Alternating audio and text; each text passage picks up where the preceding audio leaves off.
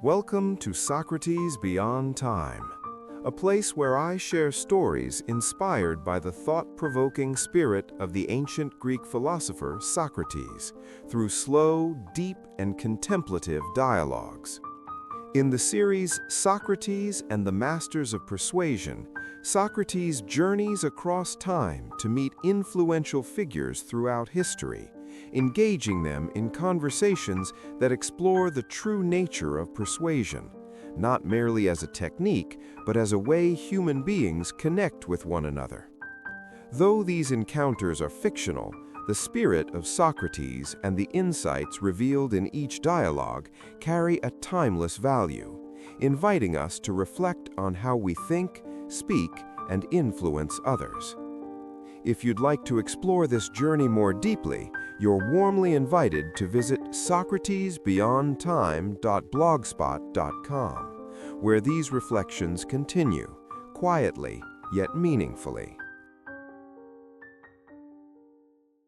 There are encounters that do not aim to make the path faster, but to make it right. When Socrates meets Zig Ziglar, persuasion is no longer a game of immediate results, but a journey extended over time, where trust is built little by little, and ethics is not a choice, but a foundation. One asks questions to keep the soul from going astray. One lives with consistency so that words need not prove themselves. Between them, it is not a difference, but a rare agreement. Is true success achieving what one desires, or remaining oneself throughout the journey to reach it? Dallas, 1970s. A mid-sized auditorium, warm lights and rows of seats filled with people. The afternoon drifts slowly amid laughter and sincere applause. That era celebrated the technique of closing sales, scripts, strategies, pressure at the decisive moment. Selling meant winning. Zig Ziglar stands on the stage, not in a hurry to speak about products. He tells a story about a time he failed, about the lesson of standing up again, about helping others achieve what they want. In his mind, the question is not, how do I make them buy, but rather, how do I become worthy of their trust? And then he chooses a clear stance. Personal success cannot be separated from the value one brings to others. In that moment, persuasion puts on a different face, not only effectiveness, but ethics practiced consistently. From that stage, a quiet wave spreads outward, that selling can be an act of kindness. Socrates sits in the back row, silently observing. In the way the man speaks, he senses a harmony between words and life, and gently he wonders. Perhaps the most enduring influence does not come from eloquence, but from a character steady enough that one's words never run ahead of oneself. You do not promise quick wealth, because quick wealth rarely makes people wealthy for long. Nor do you frighten them with the fear of being left behind. I want them to move forward, not run away.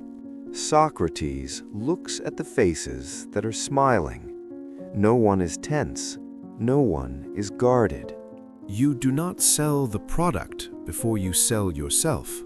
I do not sell myself.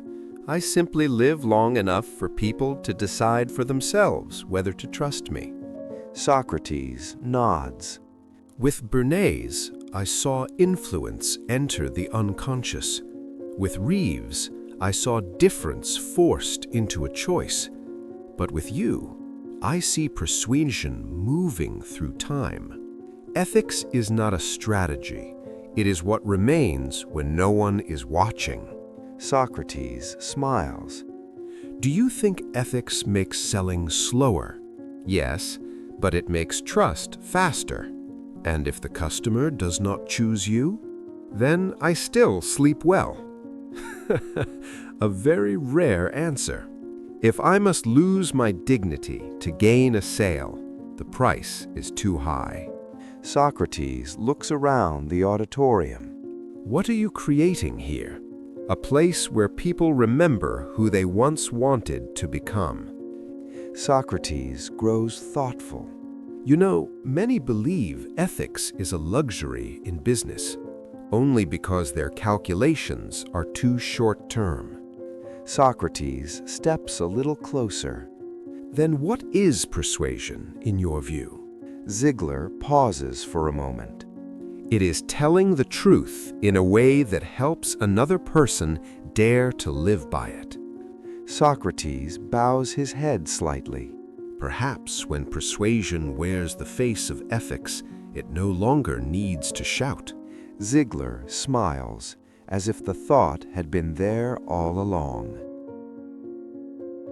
Zig Ziglar did not invent a new technique. He simply reminded the world of something old.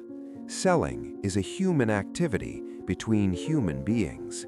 In an era that celebrates speed and pressure, Ziglar chose consistency, kindness, and personal responsibility. This imagined encounter leaves behind a simple question. If ethics makes you sell more slowly but allows you to live more uprightly, which would you choose? And perhaps those who remain the longest are always the ones who are not in a hurry.